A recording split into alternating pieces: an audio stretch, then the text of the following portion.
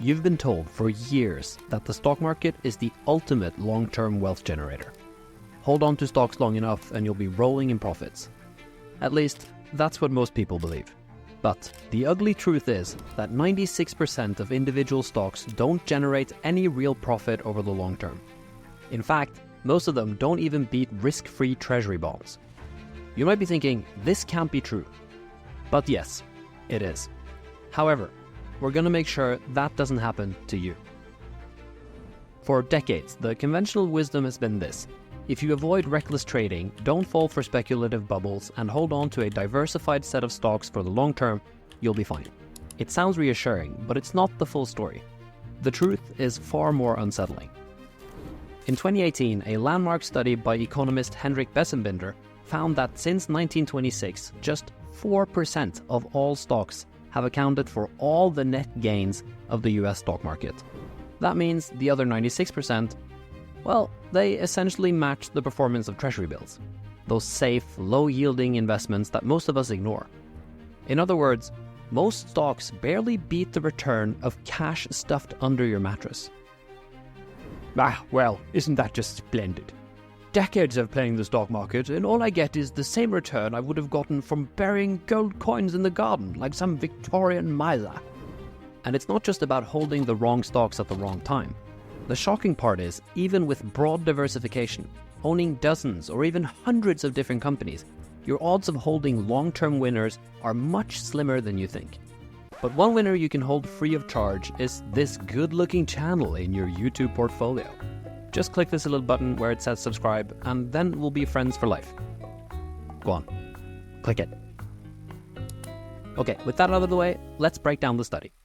Bessembinder's study examined the performance of 26,000 stocks from 1926 to today.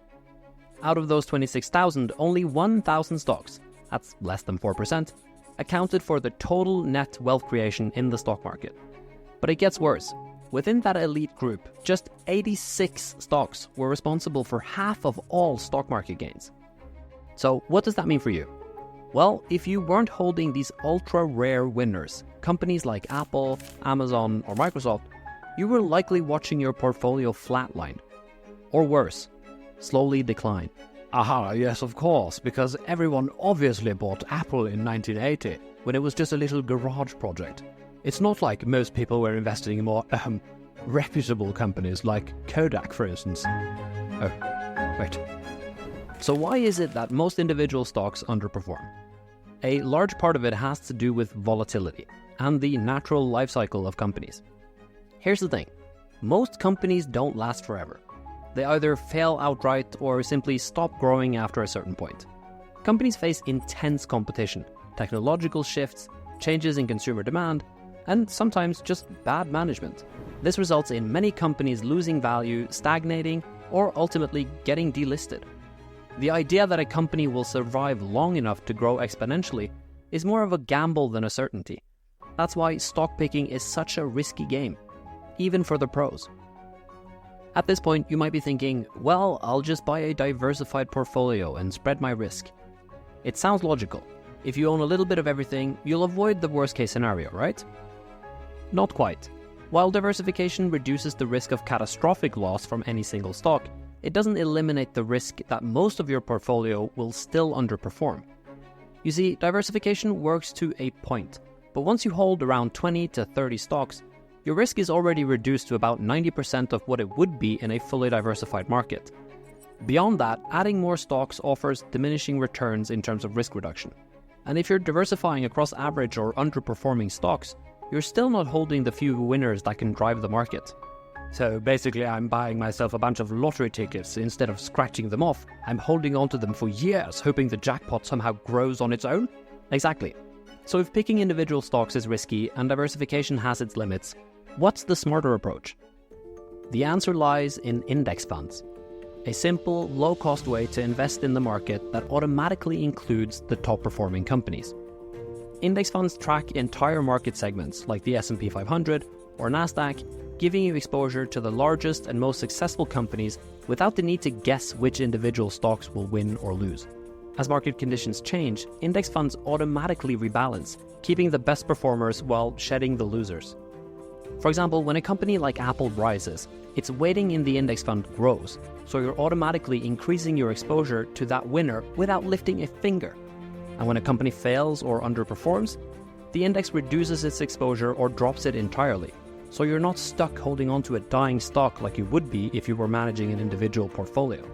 Over the long term, index funds have outperformed most actively managed portfolios. Why? Because the market itself, despite its ups and downs, tends to grow over time.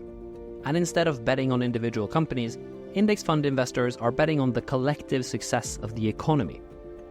For instance, the S&P 500, which includes the 500 largest publicly traded companies in the US, has historically delivered an average annual return of about 10%. Compare that to the countless individual investors who lost money betting on stocks that eventually disappeared, and the case for index funds becomes crystal clear. Ah yes, the brilliance of letting the market work for you. I'll be over here sipping tea while my portfolio quietly grows.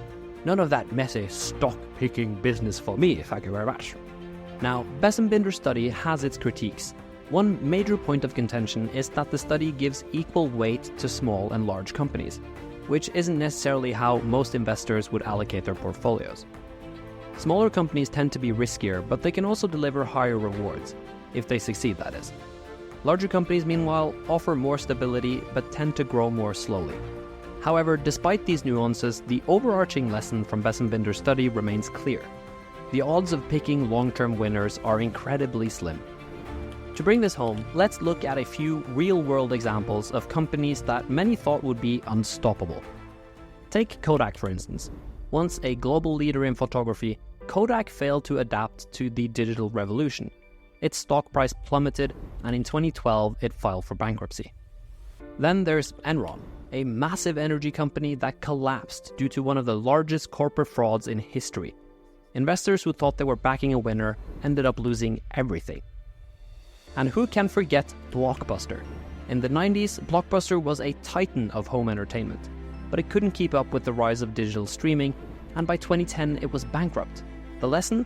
Even seemingly invincible companies can fail. So what's the takeaway? The idea that you can simply pick a few good stocks, hold on to them, and ride them to wealth is more a myth than a strategy. The reality is, the odds are stacked against you when it comes to individual stock picking. The good news, you don't need to beat the odds. With index funds, you can invest in the entire market and let the winners rise to the top for you.